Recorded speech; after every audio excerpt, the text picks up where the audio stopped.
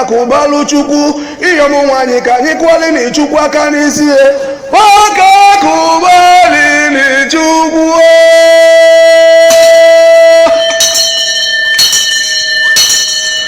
Chief Dr. Mrs. IYOM SANDRA EKWUNIFE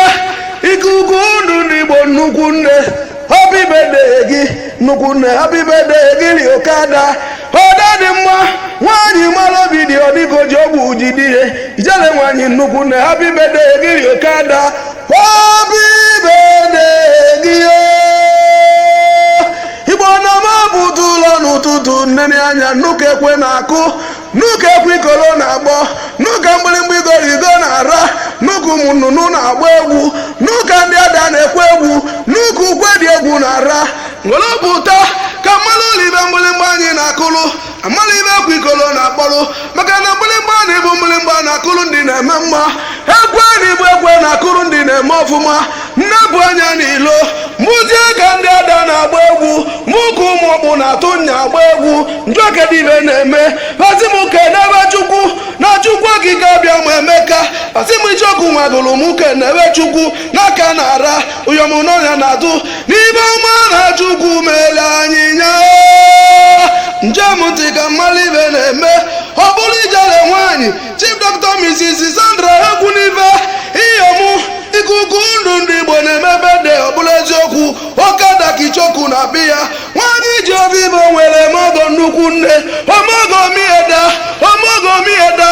oge ị na-emelụ ndị mmadụ n'ụdị ihe na-ede ijele nwanyị daalụ Okada daalụ ọbụla Okada na-atụnye agba egwu n'ọnya na amani elu oji aka kụbali Chukwu oji aka kụbali ekekele ụwa n'Igbo ma merie nwere ọnụ m wee tigbuo onye anyị kwuonu happy birthday gị Okada ijele nwanyị happy birthday gị li nnukwu nne happy birthday gị onye agọba bụ ndụ n'isi gị onye agọba bụ ibe akụ n'isi gị onye agọba bụ si na ọ ga-adịrị gị mma Igbo n'enu na ị ga-egbute Igbo na na-egbute aka na ka ekpenye adịrị gị mma ọdịje n'ọnụ na gị ga-abụ sambe ya ojije bụ na gị mụ na-emene gị ibe akwụgo nwanyị nnukwu nne IYOM SANDRA EKWUNIFE Ikukundu ndị Igbo nnukwu nne na mekene gị ụkwọma bọọlụ mgbe Enugwu na mekene gị ibe ọma ji amatụ na be anyị happy birthday gị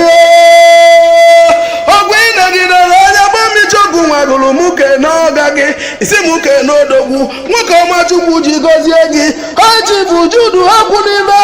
ọzọ bụ okwu atụ egwu n'Enugwu oke nwa ga-adị ọmọgọ mieda EKWUNIFE ga-adịlị mụ okwu atụ egwu daalụ okwu atụ egwu odogwu ọzọ bụ Enugwu na ụmụli nwoke teghete gị na onye na-azọ dịlị ka njụọ mụ ọmọgọ mieda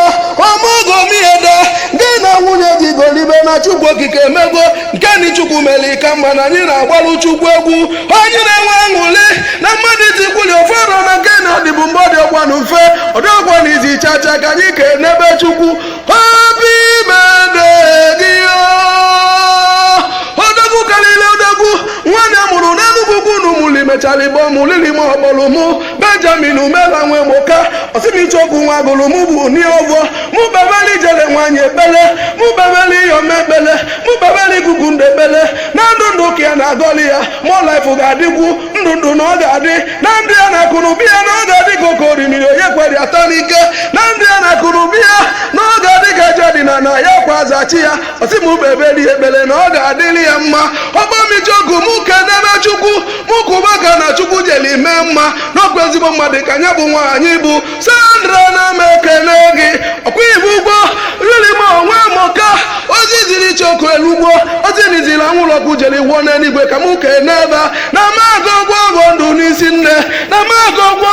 ezigbo ọgbọ n'isi IYOM SANDRA EKWUNIFE Ikukundu ndị Igbo ga-adịla anya omogo mieda ijele nwanyị na ị ga-adị oge ị na-emelụ ndị mmadụ erika nne ụmụ ogbenye na-agba egwu ndị nwanne na-agba egwu ndị widotu n'aba na-ekwu ụgwọ ma banyeli gị onye ka anyị ga-akọ dị mpụrụ iche n'ụdị mmadụ gị chọkụ na-akpọ gị ijele nwanyị nnukwu nne ijele nwanyị IYOM SANDRA EKWUNIFE happy birthday gị